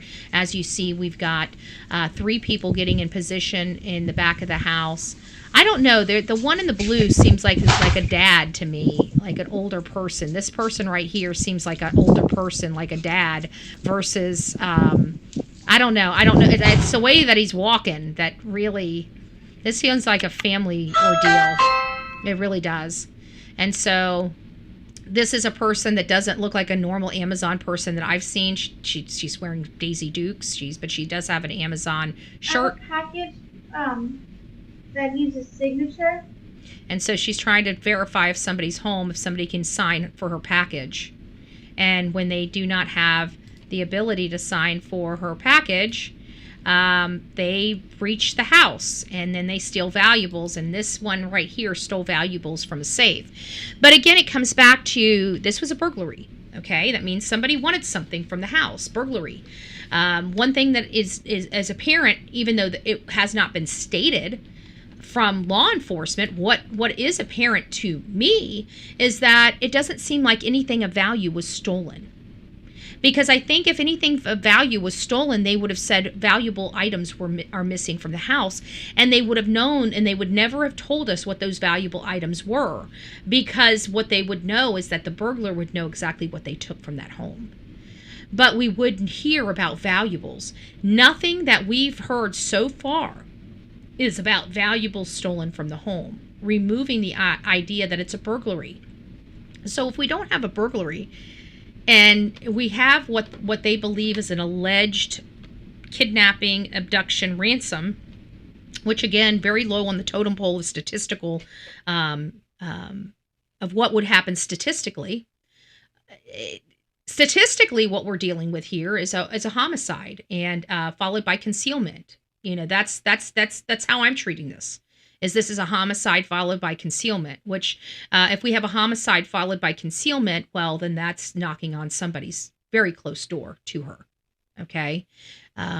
If this was a burglary and she lost her life as a result of the burglary, she would be deceased in that house. She would have been left right where they beat her up or unalived her at. Okay. Period. They're not dragging the body with them. So what would make them take the body out? I think the reason why the family is heavily leaning on this ransom theory is because the only other theory besides this ransom theory would be somebody very close to her. And maybe they're not willing to entertain that just yet. Maybe they need to be provided a lot of direct information, but we don't know. It could very well be. Maybe these people didn't get what they wanted out of the house down the road from Nancy, and they decided, well, Nancy looks like she would be worth millions of dollars. Why instead of us going and jacking up these houses, why don't we just go take Grandma? How hard could it be to take care of Grandma, right? Maybe. Don't forget, there is a $50,000 reward for Nancy Guthrie. For her. Okay. It sounds like they want her back. So however we get her home, and I'm not going to say, anything other than they just want her back. So it's either for her safe return or for the persons to be in prison, to be successfully prosecuted. That's the terms of this $50,000 reward. So it's Tammaso. It's obvious to everyone, not related to them. I think it's a good possibility. I'm not sure, Lisa, if I'm totally in on Thomas either, because yeah, he was the last one to see this woman. Yeah, he dropped her off alone. But, we do have to take into consideration that he's been in the family for 20 years. So it's not like he's a fly-by-night. The sister just married him and now he's ready to move on with his life. He's been with her for 20 years. They have a child together. It's not as easy as just pointing the finger at him and saying you did it. I mean, you're talking about somebody that has been an integral part of their family for decades. He's a part of their family. He's almost probably a part of their makeup as a family. I think the idea that it could be him is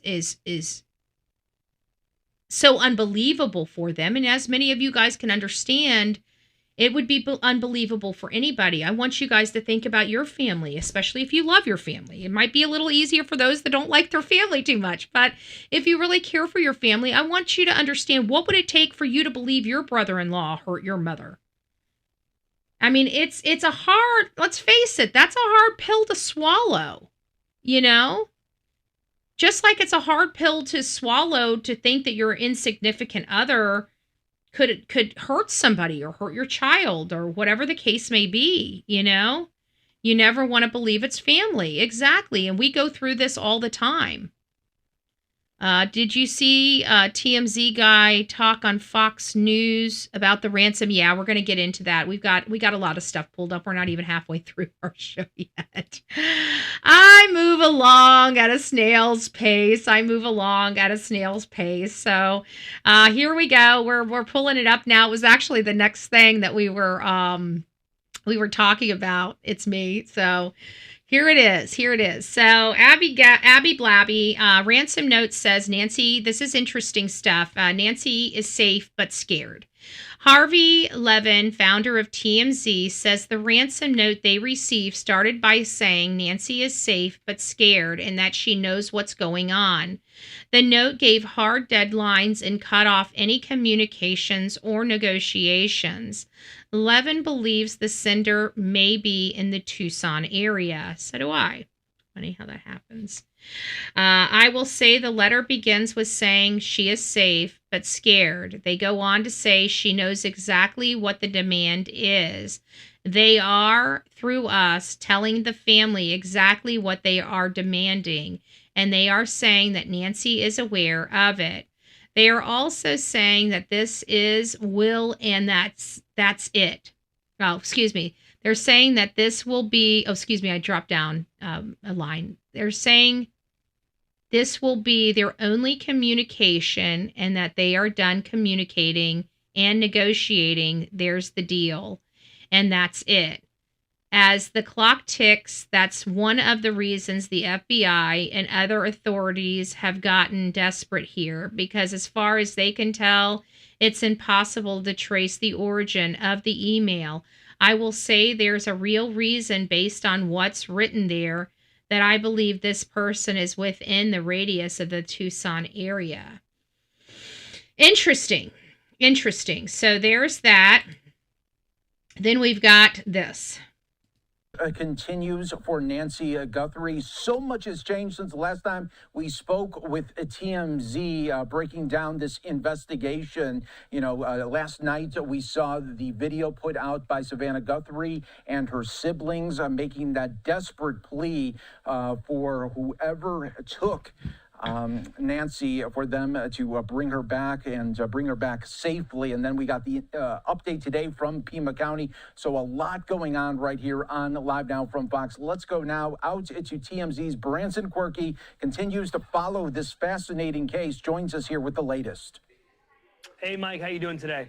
Yeah, we're doing well here in Branson. So a big takeaway, it seemed like today there was several different factors in this Pima County update. One of them being somebody was definitely trying to take advantage of this whole situation and say that they wanted the Bitcoin ransom. Right, exactly. The Pima County Sheriff held a press conference earlier today, and we got some more details concerning that alleged ransom letter that we have been circulating. Now, there's also a timeline as well that they gave. And in terms of that person that you just mentioned, there was a bogus ransom letter that authorities revealed had sent out one as well, trying to make money off of this to take advantage of the situation. And we have learned, authorities tell TMZ that person has since been arrested. And this is one of those things that everybody was worried about. If there are people out there that see this and don't have good hearts and good minds, they want to take advantage of a really heartbreaking situation like this. Again, this person has been arrested. But the timeline that they revealed today in this press conference is really interesting as well, because they start at 5:32 p.m. on Saturday, just a few hours before midnight, saying that Nancy had traveled to the family home nearby to play games, to play and drink, hang out with everybody, have a night together. And then upon leaving, that is when she came home. And you know what? I keep forgetting to drink. So it sounds like there was some alcoholic beverages that were shared amongst them too. Did that bring down her awareness around her potentially? Home. The timeline continues, 9:48 p.m. The family drops her off, and then we see the garage close at 9:50 p.m. And then at 1:47 a.m. is when that doorbell camera that was on her door. So that tells me right then. Okay, let's go back to the timeline here. So how we've got this, let's look at the very part of February 1st, 2026. We have a time of 1:47 a.m. The doorbell disconnects. So they go and rip off the doorbell, okay? That, for many people, they believe the reason why there's blood droplets outside of that door is because somebody forced the mom to go out there and rip that off the door. And she had already been injured at that point, and that explains those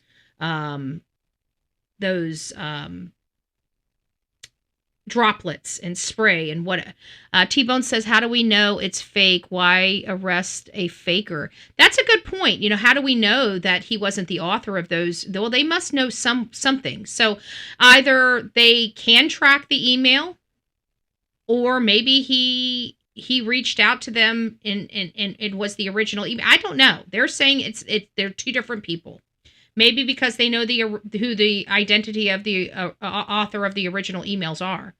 But anyways, at 1:47, the doorbell is disconnected. So, and then at 2:12, software detects a person on camera. That means that the person knew of the other cameras and was going to the other cameras. And I do believe that those cameras are smashed.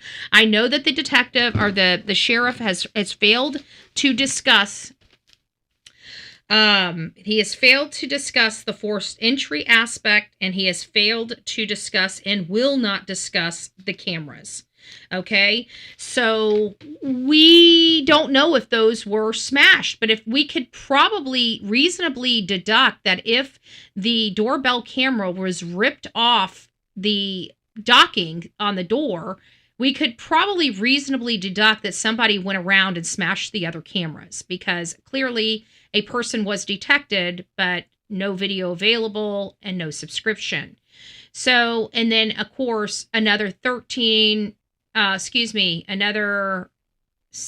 minutes later, her pacemaker is gone and gone forever. It disconnects and that's it. Nobody sees her at the house. She's gone and she's removed from the house at that 2:28 time frame. So very interested in this area here. This really does outline almost 40 to 45 minutes of somebody just hanging around the house, disconnecting cameras. I mean, this is well far beyond, in my opinion, this ransom theory. Like somebody truly felt that they were comfortable enough to go in that house and hang out for a bit and walk around and rip cameras down and smash cameras, and they knew nobody was going to see them or hear them. That's somebody that's very, very familiar with that community, that particular house, that particular house, because how in the world would they know where the damn cameras were? Somebody knew where the cameras were. And they ripped them off. And everybody, let's think about this. Let's play this tape through too, because this is starting to come into my brain. And it's how nobody would rip those cameras off because they would think that they're downloading to a cloud. Think about that. Who would be the only people knowing that she had no subscription and they're not downloading to a cloud? So why would they ever worry about taking those cameras down? They destroyed them because I think they knew they were syncing in the house or on a server. I don't think they were syncing into a cloud. You know? That's the weird thing. So I don't know. This is just, yeah, there's burglaries down there, but I wasn't hearing a rash of burglaries. It seemed like even the house that was burglarized was targeted. Who would have targeted that house? So I'm not really putting a whole lot of stock in that, into this. And maybe I should. Maybe we will go down that lane. But right now, I think we're waiting to hear about this ransom. We have a hard deadline on Monday. I don't know what's going to happen Monday. We have a hard deadline on Monday. So I guess we'll see. I'm not on board with it. I just am not on board with it. So let me get back here. Let me see if I've covered everything I wanted to cover for this show. She was taken against her will. There were signs of struggle from what I'm hearing in the house, but personal items were left behind. And you know what they keep saying? The wallet. Again, no burglary here. So we have no burglary here. We have a scene that rose to such a concerning level that they, within hours, got the homicide detectives out to the house. I want to keep stressing that. And somebody that did this to her was able to stay in that house for 40 to 45 minutes. This is why it foils the whole ransom theory for me. These are not things that people that do ransoms, their behaviors would be. Ransom people, smash and grab. Okay, think of it like that. Okay? They're not going to be hanging out. They're not going to be, playing patty cake with you. They're smashing in your house. You are the target. They're going to grab you and get you out as quickly as possible. They're extracting you. Okay? Think of it as a military type of exercise, right? Do you think when they went over to get Nicolas Maduro, they decided to hang out at the coffee table and drink a cup of coffee with him before they loaded him up and got him the hell out of there? Of course not. Because they don't know when the cavalry's coming in. They don't know what has been triggered. So you got to think of it in realistic terms. When you are going to use somebody for a ransom, it's a smash and grab. You get in, you grab your target, you get the hell out of Dodge, and you get them to the safe house. Okay? That's what you do. You don't sit here, you don't go around the house, you don't worry about the cameras, because if you're going in there for the abduction, you're covered from head to toe anyways. Okay? So you don't need to kill the cameras. You don't need to smash the cameras. You don't need to rip the cameras off the walls. You see what I'm saying? You get in, you get out. It absolutely feels that way. Somebody felt very comfy while they were doing whatever they were doing. So that's where my problem, that's where my angle is coming from. This person is accused of exploiting the situation, not abducting Nancy, and that's the person we were talking about. The use of Savannah, I think that's heightened this stuff, and I think that's what led to the ransom note. The ransom note was never thought of. The ransom note was never thought of until we started talking about, is there a ransom note? And then somebody said, you know, and somebody authored a ransom note, and they did it so cleverly. I'm never going to talk to you again. This is one and done, right? Just to turn the eyes, get it over here, and then that was it. And now they've never heard any more about it. So homicide detectives and FBI on board signal that Ellie believes a serious crime occurred, not simply a missing adult situation. And I told you guys, I believe it was blood. We found out there was a lot of blood at that house, which in reality, with them calling the, instead of calling major crimes and calling homicide, I believe there was enough blood there that somebody lost their life. That's just my opinion. It's my theory. I don't, you know, everybody has their own, and you're entitled to that. Sorry guys, I just want to make sure I'm covering everything. So crime scene and abduction language. The sheriff says, we do in fact have a crime scene. Multiple outlets publish day by day and hour by hour breakdowns. So now we have, again, for those that are just coming into the chat, let me go ahead and put up the timeline. This is the official timeline set out by law enforcement so far. It indicates something very significant. February 1st is the most bombshell, okay? First and foremost, the family did not wait an hour and 15 minutes to call law enforcement. That was misstated, and it was because somebody misstated some information. So the family was called around 11 a.m. However, they did not arrive to the house until 11:56. That's, you know, pretty bad, but we don't know what the case may be. But either way, when they got to the house, within a few minutes, they called law enforcement.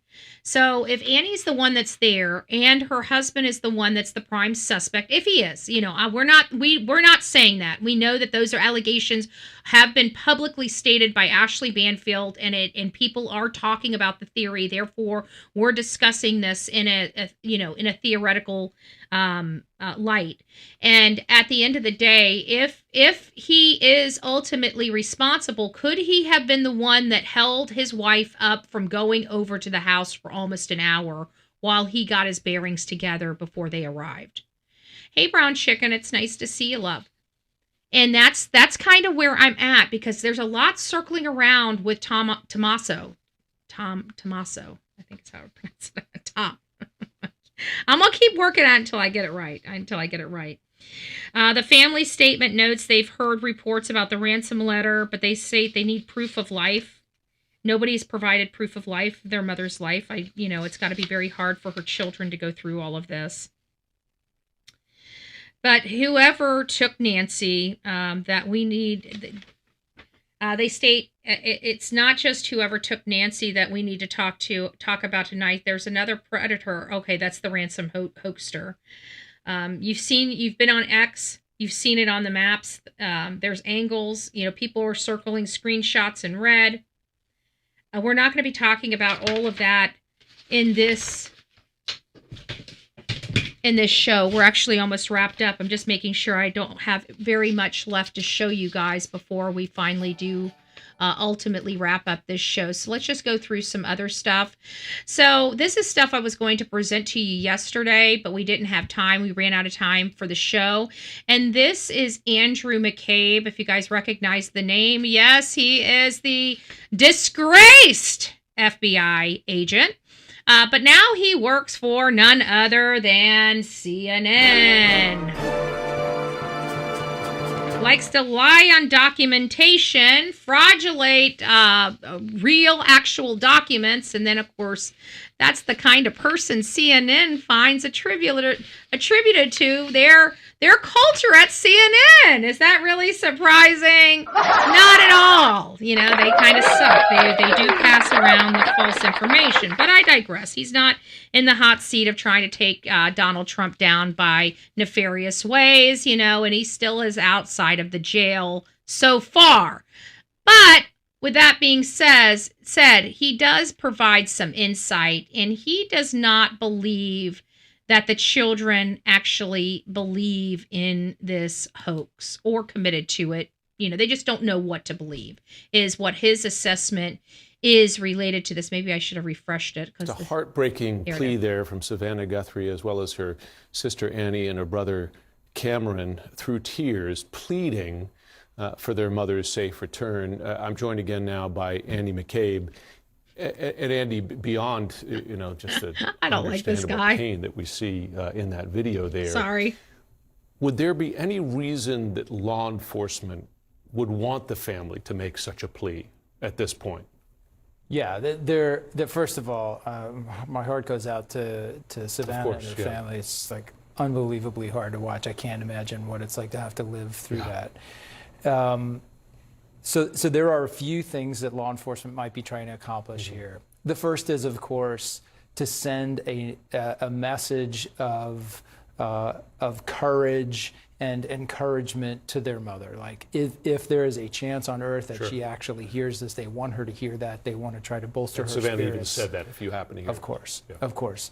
But the second thing that I'm really noticing here is, we don't know this for sure, but I feel like this is a fairly strong signal that they do not believe they've had a legitimate ransom. I'd agree with you, Because Montana. what you hear the family saying here is, we're ready to talk. Reach out to us. We just want to know you have our mother. So that's not something that you would do if you were already in negotiations with someone that you actually thought had the victim. So they don't have anything. It sounds like they're just grasping at straws and hoping that maybe this will be something, even though they may think it might not produce anything, I guess. And that's not uncommon. Like in these situations, you get a lot of false leads, you get a lot of scammers, you get a lot of people who are trying to take advantage of a horrible situation, which is unthinkable, but it does happen.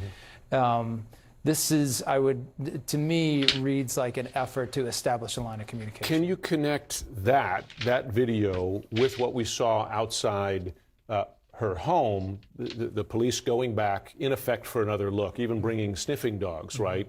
And then taking evidence bags out of the house. Perhaps they found something they didn't see the first time around. Can you connect those two things? It's hard to say. I think there's maybe a good chance that return to the house could have been motivated by following up on a detail that maybe someone raised in one of those other ransom ransom claims. I don't think that was it either. I honestly believe that the FBI is taking over this investigation and they wanted to look at the scene for themselves and run their own test. I hate sounding grim, but the obvious, the children are involved. Nancy has health issues and she became a burden to them. Occam's razor. I don't think that she became a burden to any of them because, except maybe one. The one that was there taking care of her, because her brother, Camron, lives in Vermont with his family. And Savannah lives in New York with her family. The only person that lived around Nancy and took care of her daily needs and checked up on her was her oldest daughter, Annie, and her husband, Thomas. They were the ones that were responsible for the day-to-day caregiving of their mother. Their mother was, she lived on her own. She took care of herself. But in case of an emergency, who was called? Who was always called? Annie. Okay? Again, the other siblings were nowhere. They were on across the country, Vermont and New York. So the only people responsible, so if we were to apply Occam's razor for her health issues and becoming a burden to them, it would be applied more to Thomas and Annie than any other sibling. So, it does still, in my opinion, Slammin', it still comes back to that. It still comes back to it being a close person. I've never believed in this whole ransom thing. I believe this is closer to home, and I do believe it is resentful, most likely for money or because of the burden itself. They're not able to do what they need to do because they got to take care of the mother. There are some scenarios where that works in it, but there are still some scenarios where we haven't excluded, third parties. But I don't necessarily believe that all of the children have grown tired to their mom, because the other ones, they got to deal with a mom, on Christmas and Thanksgiving and the holidays. But Annie and her husband were the ones that were there all the time, while their family was able to live these amazing lives. Maybe there is resentment there. Her brother and sister are able to live these these amazing lives, and they're stuck with the ball and chain around their neck. Yeah. Now, granted, I'm just going to say I'm not calling beautiful Nancy a ball and chain. We're speaking about theories and cases and what type of motivation might prescribe an outcome like this. These are not my statements, so I want to make sure that they're not taken out of context by any stretch of the imagination. They have been taken out of context in the past, but this is not hopefully taken out of context. So anyways, then we get over to the actual, as we're learning more about the ransom note itself. This is one of the anchors that did ultimately receive the ransom note and discussed why some of the reasons why they thought maybe the ransom note was not fake. So it included a dollar amount, a deadline, and again, other specifics that only the Guthrie abductor might know. So it definitely raised some red flags, Coleman said. This is Mary Coleman from Arizona News. So I thought that was a little bit interesting. And of course, we have the garage. We have, oh, look at that. My brain had been thinking about the Guthrie situation. The timeline says the person stayed in her home 40 minutes. That doesn't suggest a typical kidnapping. And that's from Burton S. Staggs, which we know we've been following Burton S. Staggs for quite a long time. He's the one that produced this photo and that statement. Look at that little baby, that precious little beautiful baby angel, and so proud of a grandmother that she is. And then, of course, we have this right here, a break-in around her house. And then, of course, how she came in. And I just don't believe it would take 2 minutes to walk from the garage door to the interior house door. 2 minutes is a long time. And that's kind of why I think it supports maybe possibly being attacked earlier in the day and then going back and cleaning up that attack later at night. So just wanted to put that out there to you guys of what I think happened. This isn't about solving this case with a microphone. It's about keeping Nancy's name out there loud and clear, keeping the facts straight and pointing every single tip to the people who can help solve this case and bring justice to Nancy and her family. And the only people that can do that is law enforcement. We can only help law enforcement. So how can we help law enforcement? We can help law enforcement by spreading around the right information. When we speculate on our channels, let people know that these are truly speculation and not to be taken as fact.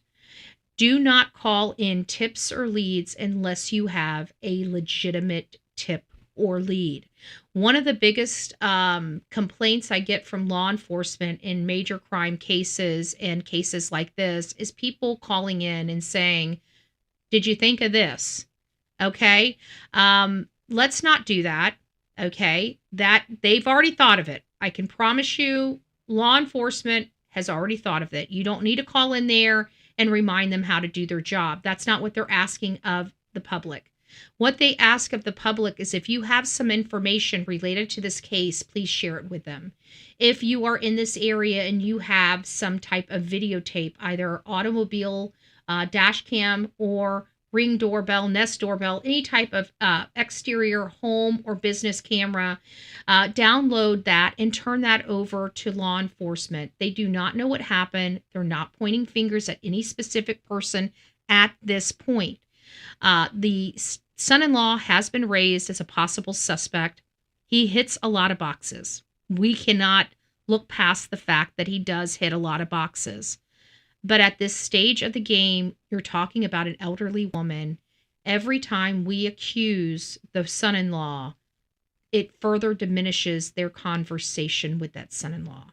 So for all the people out there, we all do it. I'm going to continue to do it, but I want you to understand the real stuff that's associated with this. So be very careful, because every time we accuse him, it probably diminishes that conversation that he's having with law enforcement just a little bit more. And if you truly do believe it is him, then maybe let's stay away from that topic, right? Because if we really do believe it is him, it's going to be hard for us not to talk about it, not to raise concern about it. And then we've got a situation where they're going to stop communicating with law enforcement. And if we really believe it is him, one of the biggest things we can do is keep that conversation going with law enforcement. But you know what? I am a true crime content creator. So, Thomas, if you'd like to have your opportunity to tell your side of the story, we will definitely make that a possibility here on the Bullhorn Betty channel. We do have a lot of questions. We're not accusing anybody. We're not accusing the family. We're not accusing the sister. But we can say that there are some things that really do kind of fit this puzzle that doesn't look very good for the last person that saw this person alive before they disappeared. So, okay, good. The chat just disappeared. The chat just disconnected and it's reconnected again. So anyways, guys, that is kind of my spiel. Thank you for coming out, listening to me. The emails are starting to back up. We're going to do a live, probably, it's 11 now. I would say about 2 o'clock this afternoon, we will do a live. And we'll go over some of we'll do a We've Got Mail segment around 2 this afternoon. If it's not around 2 this afternoon, then we'll do it later this evening. But I'm pretty sure I'm going to shoot for 2. 2's kind of an off time.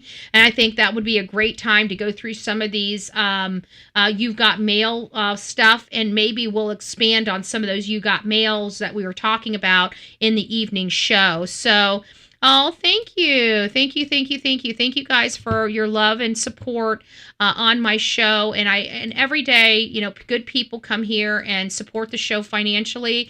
If you can, it's never expected, but always appreciated. And I just want to thank Melanie, Let Them 66, and Summy, this segment for your support on this show. You can support this channel a variety of ways: super chat, super stickers, monthly membership, and of course we have Cash App, Venmo, and PayPal if you'd like 100% of your support coming to this channel. All right, guys, rock it out with your coffee beans out. Don't forget to be fearless. If you see something, say something. An ounce of prevention is worth a pound of cure. And until next time, please be safe, but more importantly, kind to one another. God bless, and we'll see you soon.